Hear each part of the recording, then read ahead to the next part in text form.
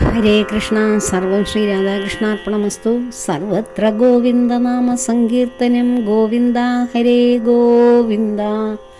ശ്രീമദ് ഭാഗവതം തൃതീയ സ്കന്ധം. നമ്മൾ അധ്യായം 31 കഴിഞ്ഞ വീഡിയോയിൽ ചർച്ച ചെയ്തത്. അതിൻ്റെ ബാക്കി ഭാഗമാണ് ഇന്ന് വിവരിക്കുവാൻ ഉദ്ദേശിക്കുന്നത്.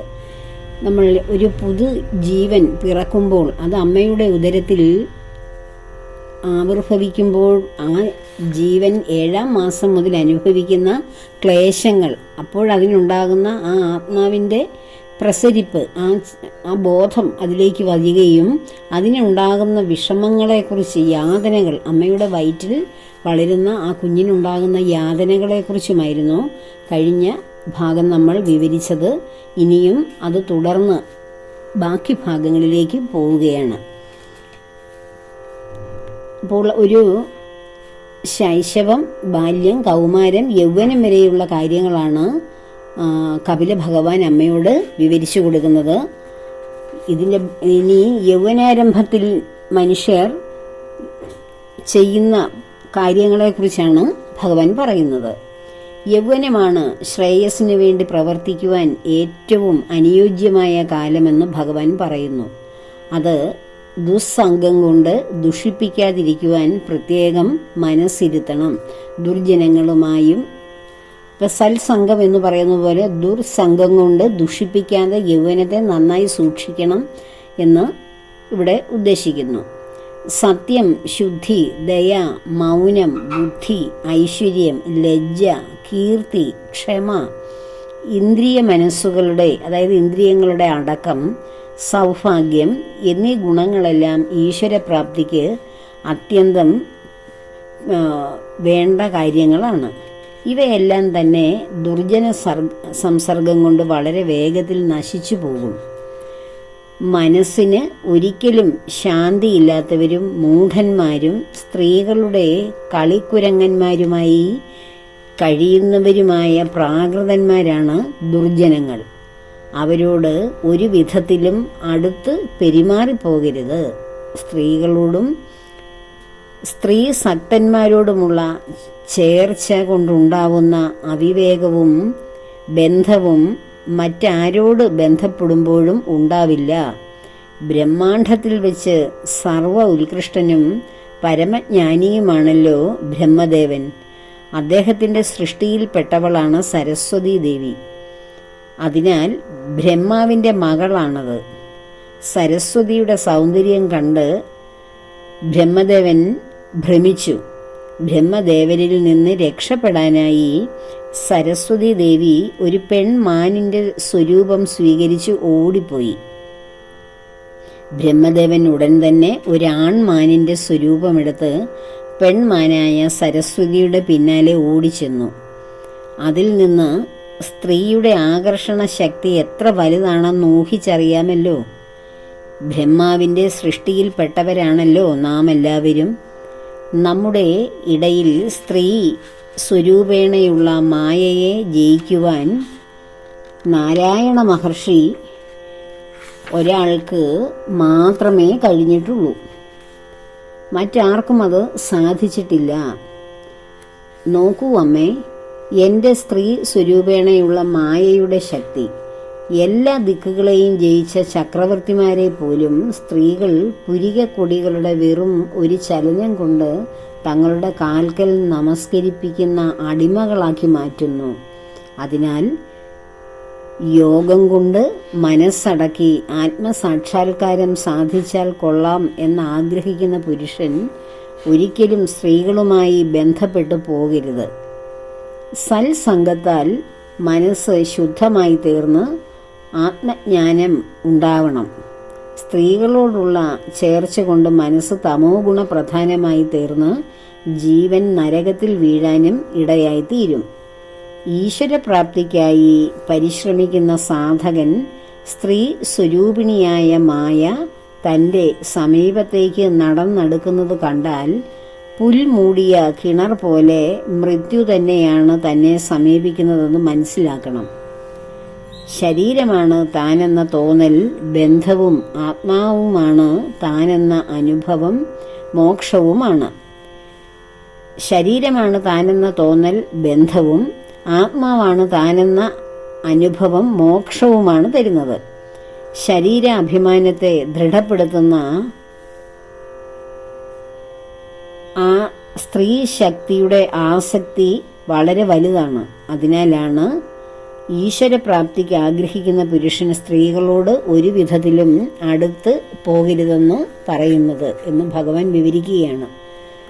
അപ്പോൾ ആത്മസാക്ഷാത്കാരത്തിന് വേണ്ടി ഇറങ്ങിത്തിരിക്കുന്നവർ സ്ത്രീകളുമായിട്ടുള്ള സംഘത്തിൽ മുഴുകിക്കഴിഞ്ഞാൽ അവർ എത്ര ഉയർന്ന ബുദ്ധിയുടെ തലത്തിൽ അല്ലെ ആത്മാവിൻ്റെ തലത്തിൽ നിൽക്കുന്നവരാണെങ്കിലും അവിടെ നിന്ന് പൊടുന്നനെ കൂപ്പുകുത്തി മായയിൽ ഭ്രമിച്ച് ആ മോഹ വലയങ്ങളിൽപ്പെട്ട് താഴേക്ക് നിപതിക്കുന്നു. പിന്നീട് അവർക്ക് ധാരാളം കാലങ്ങൾ കഴിഞ്ഞു പോയാൽ മാത്രമേ തൻ്റെ തെറ്റ് മനസ്സിലാക്കി അതിൽ നിന്ന് ഒരു പുനർജന്മത്തെക്കുറിച്ച് അല്ലെങ്കിൽ ഒരു പുതിയ മനുഷ്യനായി തീരുവാനുള്ള ഒരു ചിന്ത ഉണ്ടാവുകയുള്ളൂ. നമ്മുടെ പുരാണങ്ങൾ ധാരാളം പരിശോധിക്കുമ്പോൾ നമുക്കത് മനസ്സിലാകും. അങ്ങനെ ആധ്യാത്മിക അന്വേഷണവുമായി ഇറങ്ങിത്തിരിച്ച ധാരാളം യോഗിവര്യന്മാർക്ക് സ്ത്രീകൾ നിമിത്തമുണ്ടായിട്ടുള്ള അധപ്പതനത്തെക്കുറിച്ചും അതിൽ നിന്ന് കരകയറാൻ കഴിയാത്ത അവസ്ഥകളെക്കുറിച്ചുമൊക്കെ നമുക്കറിയാം.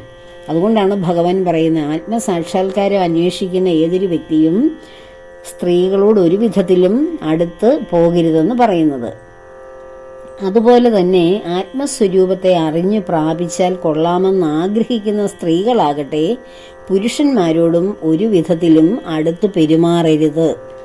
പുരുഷന്മാർ തനിക്ക് ധനം, പുത്രന്മാർ, ഗൃഹം മുതലായവയെല്ലാം തരും എന്ന പ്രതീക്ഷയോടെയാണല്ലോ സ്ത്രീകൾ അവരെ സ്നേഹിക്കുന്നത്. അവയെല്ലാം തരാമെന്ന് പറഞ്ഞ് പ്രലോഭിപ്പിക്കുന്നത് പുരുഷന്റെ സ്വാർത്ഥത്തിന് തന്നെ ഉപയോഗിക്കുന്നതിന് വേണ്ടിയാണെന്ന് തിരിച്ചറിയുക.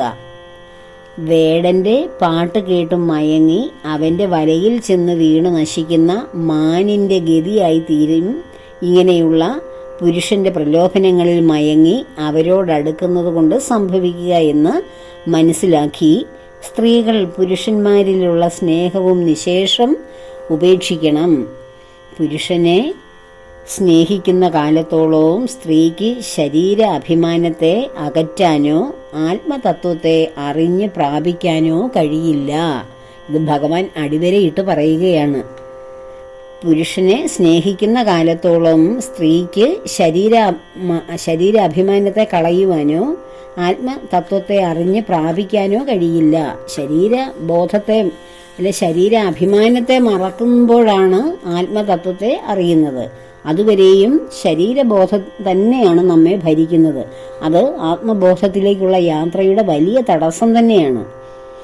ജീവന്റെ ഉപാധിയായ സൂക്ഷ്മ ശരീരം ജ്ഞാനം കൊണ്ടേ നശിക്കൂ.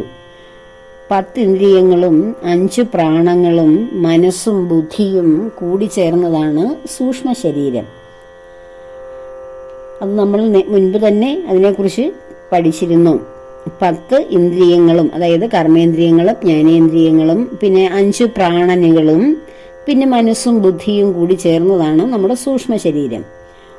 അത് നശിക്കാതിരിക്കുന്ന കാലം വരെ പുണ്യപാപ കർമ്മങ്ങളുടെ ഫലം അനുഭവിക്കുവാനായി സ്വർഗം, നരകം, ഭൂമി എന്നീ ലോകങ്ങളിൽ വീണ്ടും വീണ്ടും ജനിക്കേണ്ടി വരും. സൂക്ഷ്മ ശരീരം സ്ഥൂല ശരീരത്തെ വിടുമ്പോൾ മരിക്കുന്നതായും മറ്റൊരു ശരീരത്തെ സ്വീകരിക്കുമ്പോൾ ജനിക്കുന്നതായും തോന്നപ്പെടുകയാണ്. സൂക്ഷ്മ ശരീരം സ്ഥൂല ശരീരത്തെ വിടുമ്പോൾ, സൂക്ഷ്മ ശരീരം എന്താണെന്ന് പറഞ്ഞു, സ്ഥൂല ശരീരമാണ് നാം ഇവിടെ കാണുന്ന ഈ രൂപം, നാമമൊക്കെ സ്വീകരിച്ച് കർമ്മം ചെയ്യുന്ന ശരീരം. അപ്പോൾ ആ സൂക്ഷ്മ ശരീരം സ്ഥൂല ശരീരത്തെ വിടുമ്പോൾ മരിക്കുകയും മറ്റൊരു ശരീരത്തെ ഈ സൂക്ഷ്മ ശരീരം സ്വീകരിക്കുമ്പോൾ ജനിക്കുന്നതായും തോന്നപ്പെടുകയാണ്.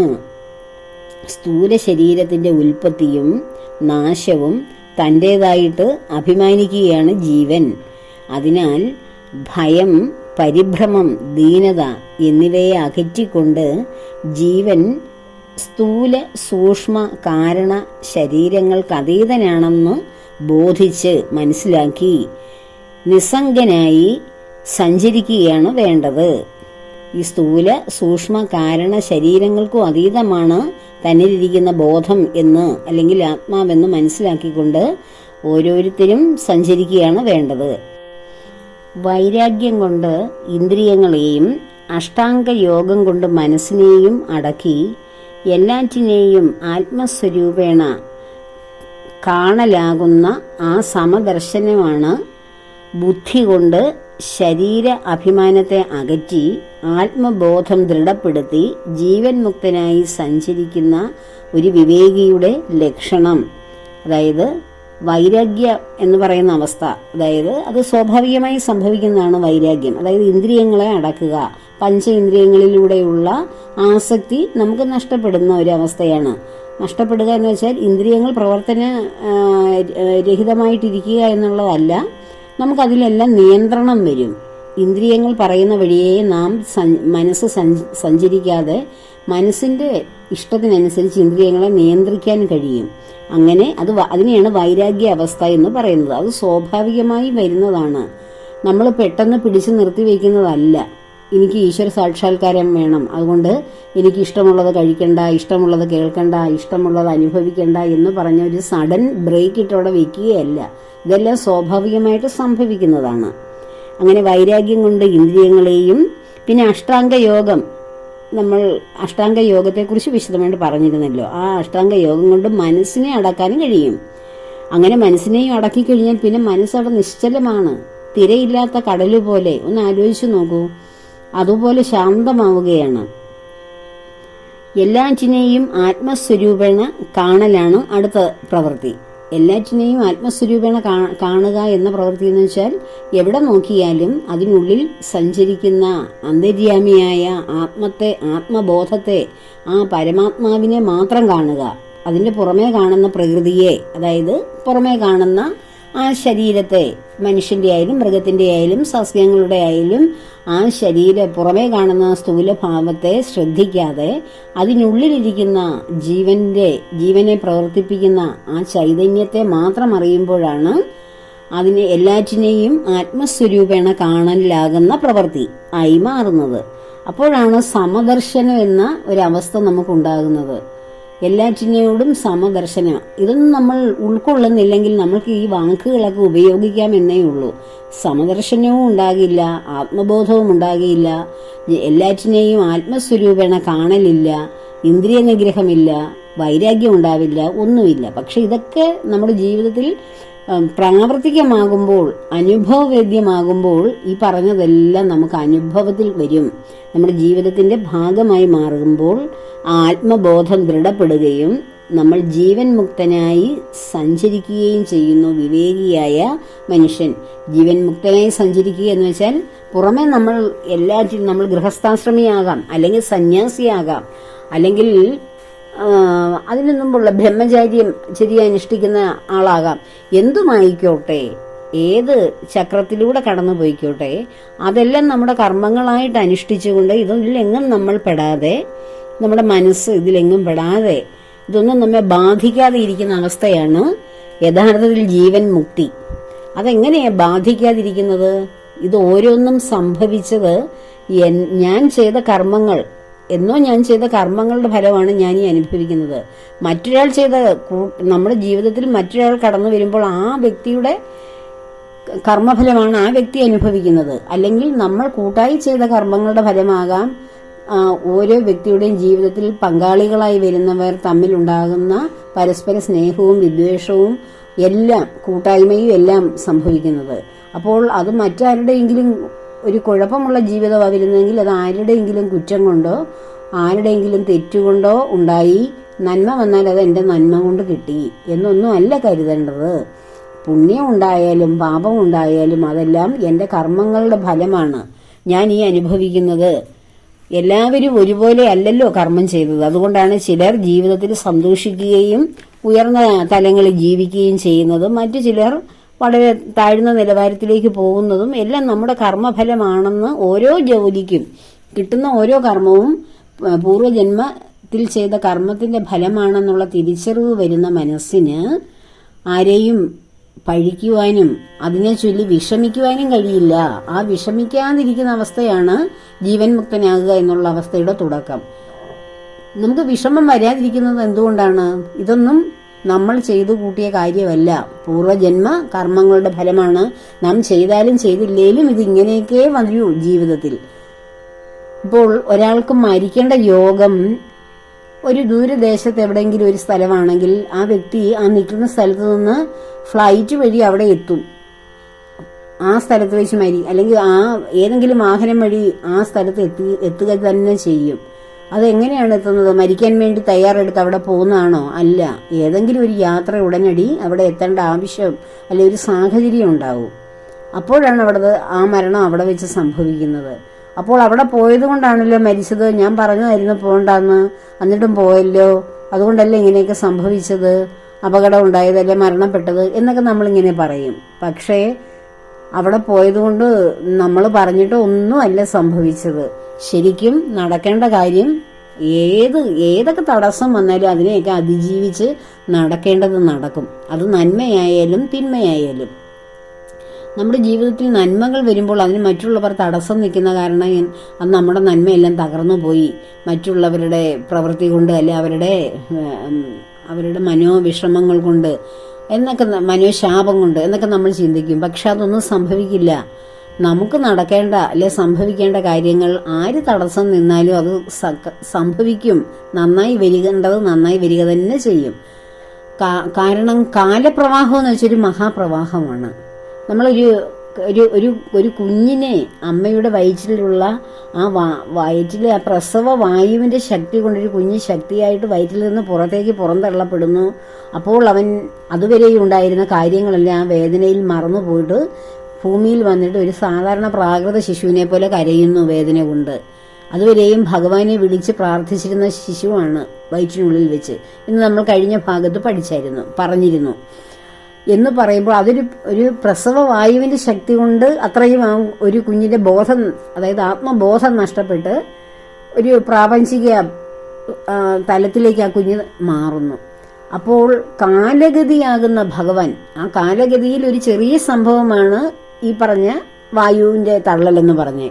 അപ്പോൾ ഈ മഹാകാലനാകുന്ന ആ പ്രപഞ്ചത്തിന്റെ ആ കാലസ്വരൂപനാകുന്ന ഭഗവാൻ കാലപ്രവാഹമായി നമ്മുടെ ഓരോരുത്തരുടെയും ഉള്ളിലും പുറത്തും സഞ്ചരിക്കുമ്പോൾ ആ ഭഗവാന്റെ ആ ഒഴുക്കിന്റെ ശക്തി എത്ര വലുതാണ്.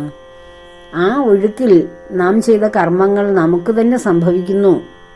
നാം ചിന്തിക്കുന്ന കാര്യങ്ങൾ, പ്രവർത്തിക്കുന്ന കാര്യങ്ങൾ എല്ലാം അങ്ങനെ തന്നെ ആ കാലപ്രവാഹത്തിൽ സംഭവിക്കും. അത് നന്മയായിട്ടാണ്. നമ്മുടെ കർമ്മങ്ങളുടെ ഫലം വളരെ നന്മയാണെങ്കിൽ നന്മയുടെ ഗുണം അനുഭവിക്കാൻ വേണ്ടി ആണ് നാം ഭൂമിയിലേക്ക് എത്തുന്നത്. അത് ഈ കാലപ്രവാഹത്തെ മറ്റാർക്കെങ്കിലും, ആ കാലത്തിനുള്ളിൽ ജീവിക്കുന്ന ഏതെങ്കിലും ഒരു മനുഷ്യ ജന്മത്തിന് അതിനെ തടസ്സം നിർത്താൻ പറ്റുമോ? കാലഗതിയെ ഒരിക്കലും പറ്റില്ല. കാരണം കാലമെന്ന് പറയുന്നത് ഈ പ്രപഞ്ചശക്തിയായ ഭഗവാനാണ്. കാലഗതിയെക്കുറിച്ച് ഞാൻ കഴിഞ്ഞ ഒരു വീഡിയോയിൽ പറഞ്ഞിരുന്നു, ഇതിനു മുൻപുള്ള ഭാഗവതത്തിന്റെ ഒരു അധ്യായത്തിൽ.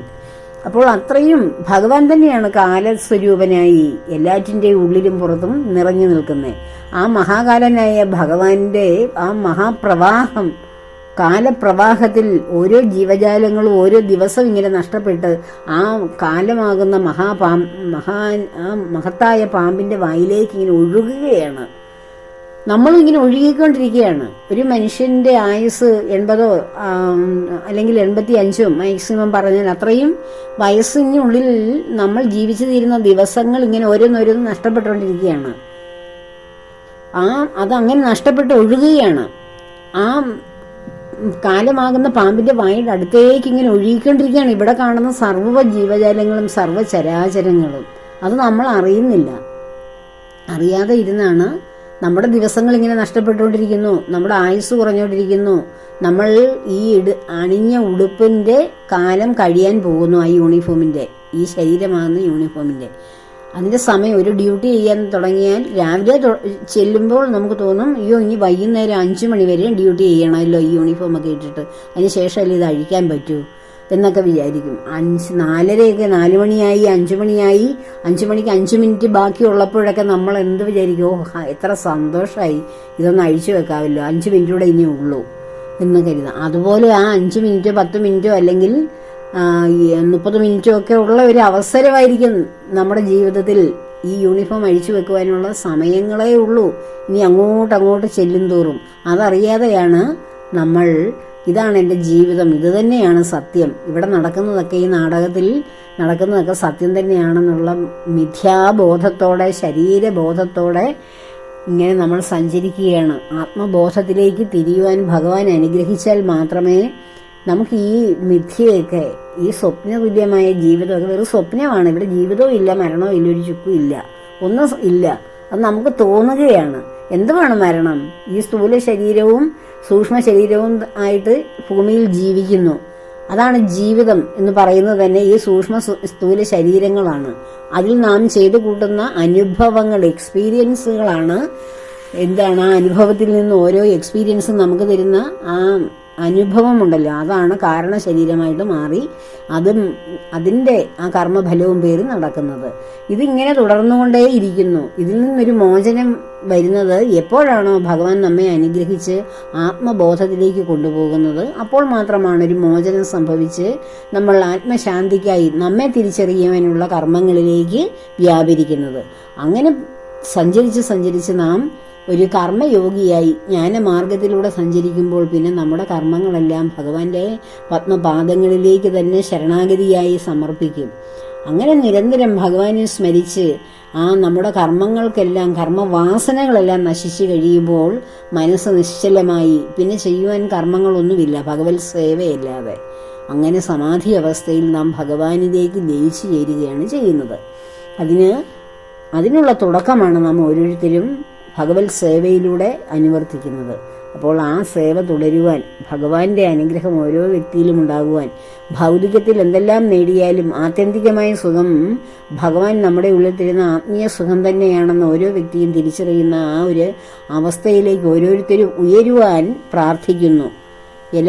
എല്ലാവർക്കും ഭഗവാനും ദേവിയും അനുഗ്രഹിക്കട്ടെ. പ്രകൃതീശ്വരിയായ ദേവി, നമ്മുടെ ശരീരത്തിനുടമയായ ദേവി, നമ്മളെ മായയിൽപ്പെടുത്തിയിരിക്കുന്ന ദേവി, ഈ മായയ്ക്ക് അതീതമായിട്ട് നമ്മെ ഉയർത്തുന്നതും ദേവി തന്നെയാണ്. അതുകൊണ്ട് എല്ലാ കർമ്മങ്ങളും ദേവിയുടെ കയ്യിൽ തന്നെ സമർപ്പിക്കുക.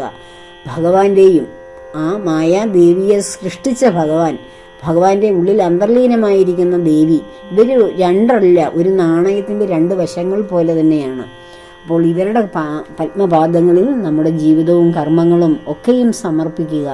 അങ്ങനെ സമർപ്പിച്ച് ഈ മായയ്ക്ക് അതീതമായി നമ്മെ ഉയർത്തുവാൻ ദേവിയോട് അപേക്ഷിക്കുക.